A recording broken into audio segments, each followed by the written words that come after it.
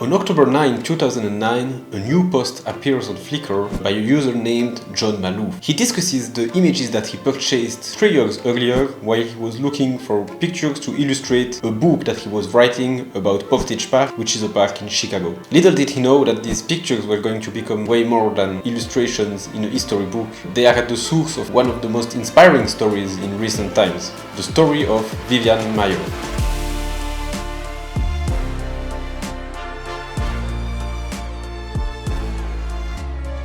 For those of you who have never heard Vivian Maier's name before, she became famous after the discovery made by John Malouf. He decided to publish the work, and the work was very well received by the critics, and it was displayed in different museums and exhibitions all around the world. Many books were published about Vivian Maier's story. Vivian Maier then became probably one of the most known photographers by the general public. And since many of you watching this video have probably already some knowledge about Vivian Maier, I won't do a proper biography of her. I will rather try to discuss some elements of Vivian Maier's life that explains a bit more about her personality, and these are important because we might consider that her personality might have an influence on the images that Vivian Maier was making. So the first important point is that Vivian had a tough life, and especially a tough childhood. So first of all, she was an unwanted child. Her parents broke up 1 year after she was born, and she then went to live with her mother, which had some signs of mental illness. It also seems like Vivian was around a lot of violent men.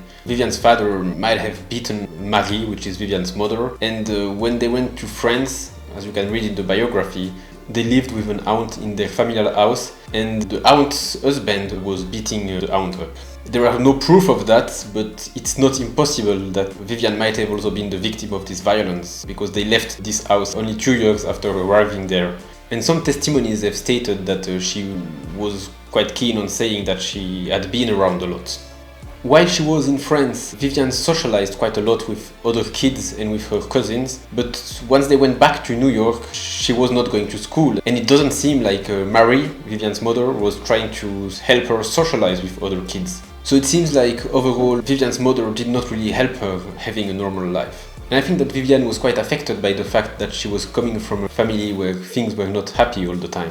She never mentioned anything about her family to the different persons that have employed her. So she might have been a bit scared that her employers wouldn't want someone with such a family background to take care of their kids, because Vivian Maier was working as a nanny for most of her life.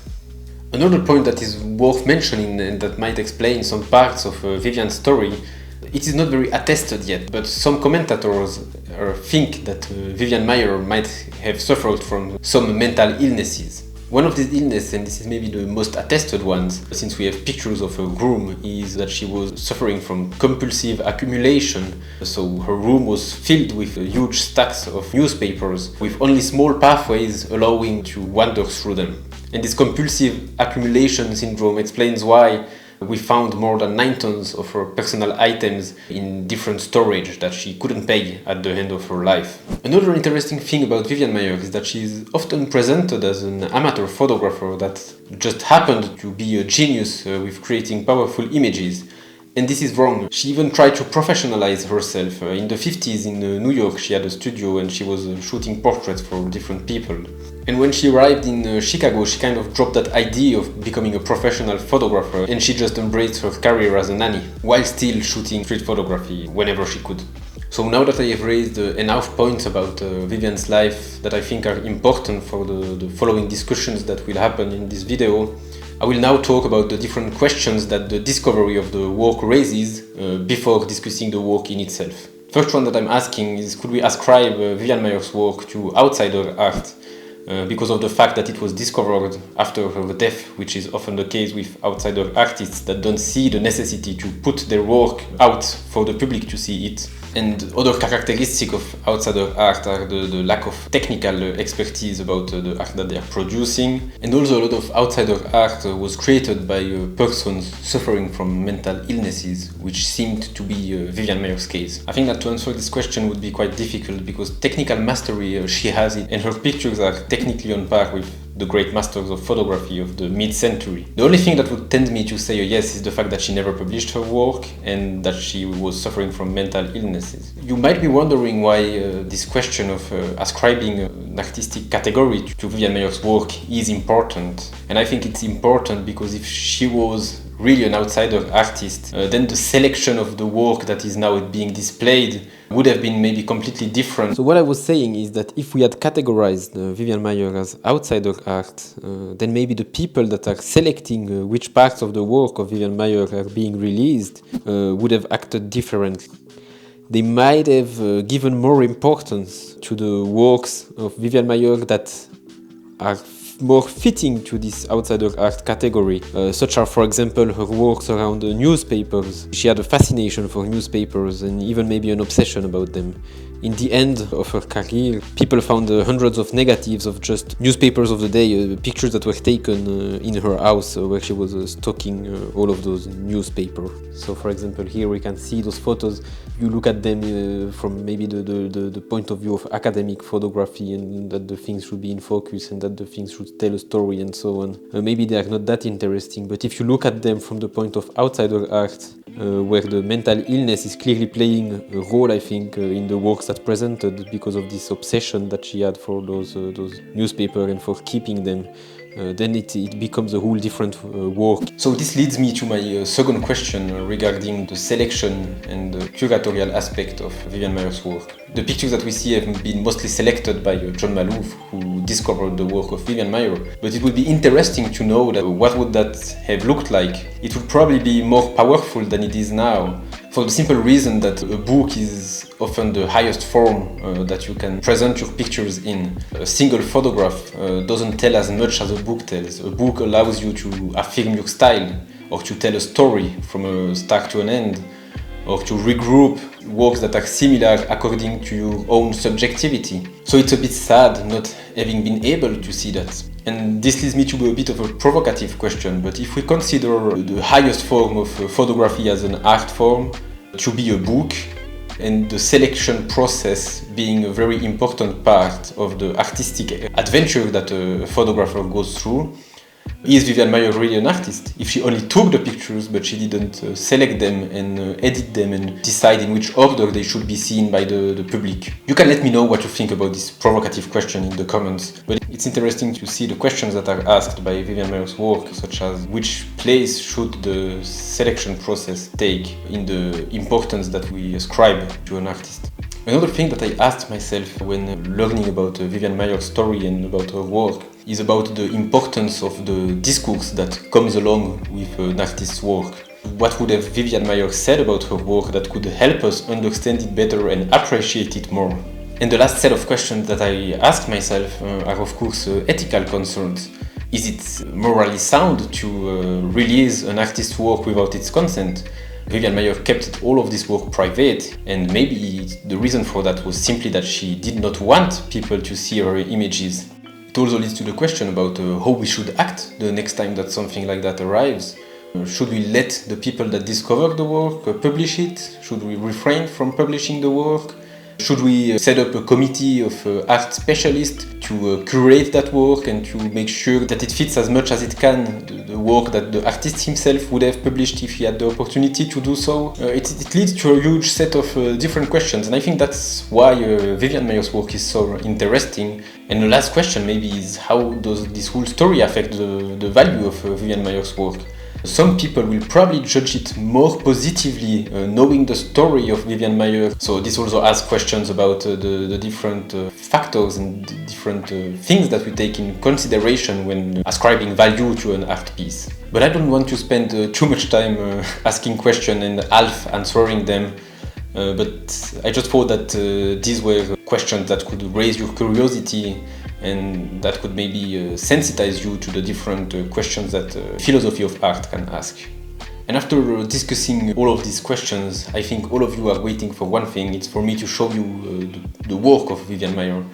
And I will do so starting by the work that I appreciate the less, which is her self-portraits.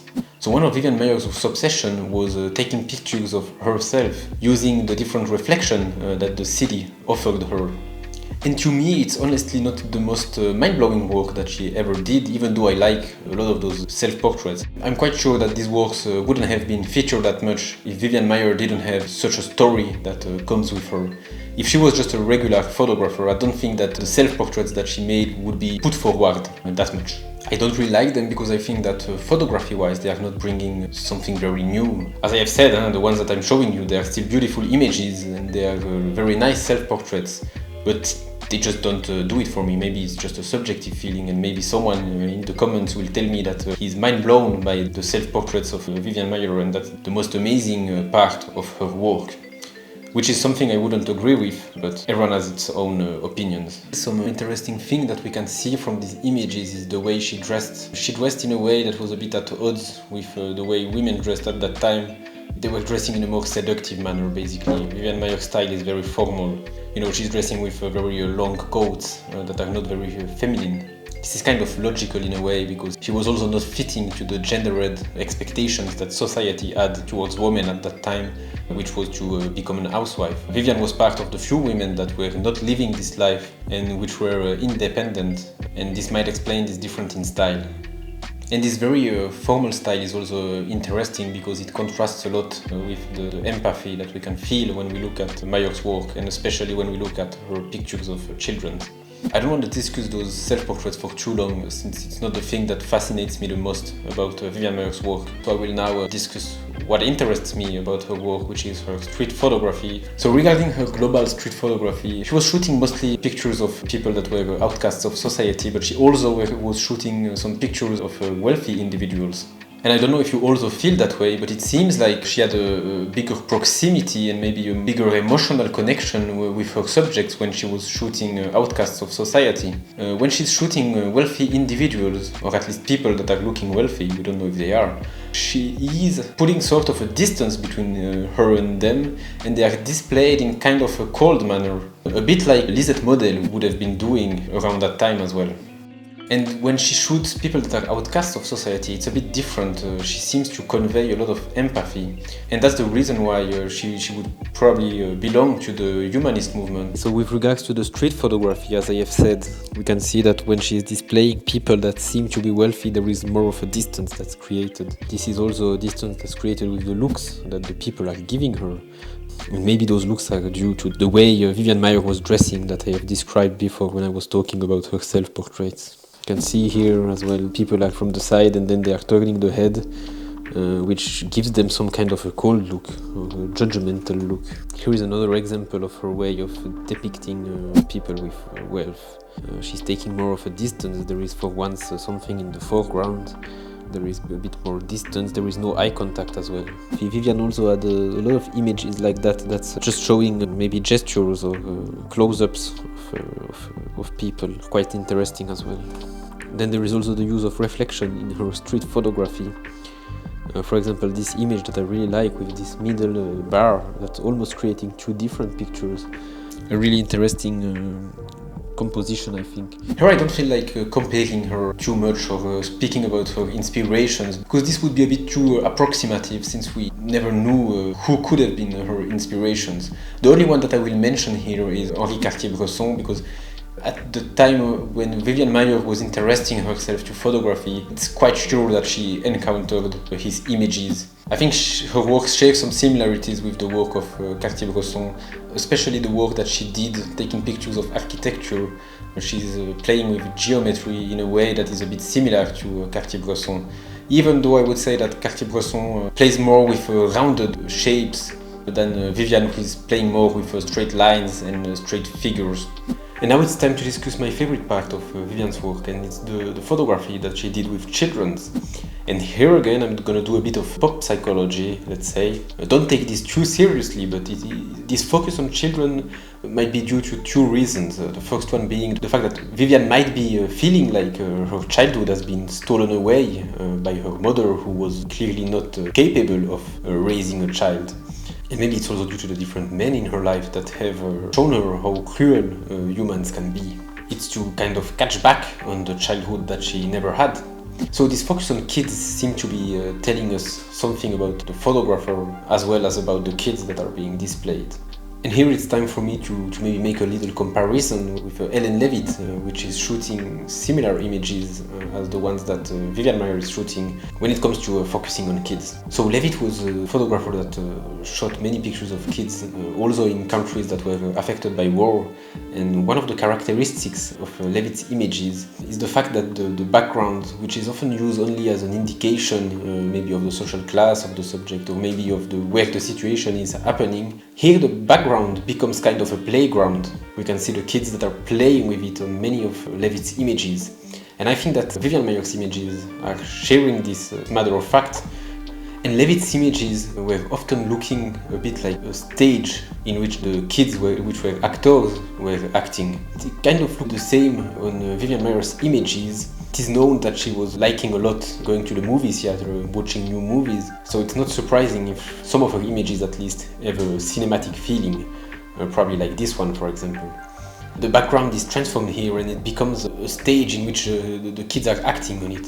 It's true in some of Vivian Maier's images. It's maybe more obvious in Levitt's images than in Vivian Maier's images. And there is also a problem with Maier's images in that case. In some pictures, the fact that she's shooting with a Rolleiflex has probably a negative impact on the result. Levitt was shooting mostly horizontal pictures, and so we could really see the whole scene playing in front of us. Where in the square images that Vivian is shooting due to her use of the Rolleiflex, we can only see a square, and sometimes there are some unfortunate crops that are happening and that are kind of not ruining the picture but that are affecting it a bit negatively, and the picture would have probably been better if it was horizontal. So that would be one of the comparisons that we could make, Helen Levitt and Vivian Maier having shot similar images of kids. We can also feel a very strong feeling of empathy when we look at Vivian's images that features kids. Even I feel like a stronger connection to them than to the other subjects that are displayed in her images. And this is very interesting, and once again, as I have stated it before, it comes from the fact that she is often waiting for the kid to look at the camera and then she captures that moment. It's not always the case, and sometimes she's also taking fully candid pictures where the subject is not noticing her presence. But overall, what's very impressive with her images of kids and what I like a lot is that Vivian Maier is very strong at underlining some of the properties of childhood. And here is another picture of a child that I really like.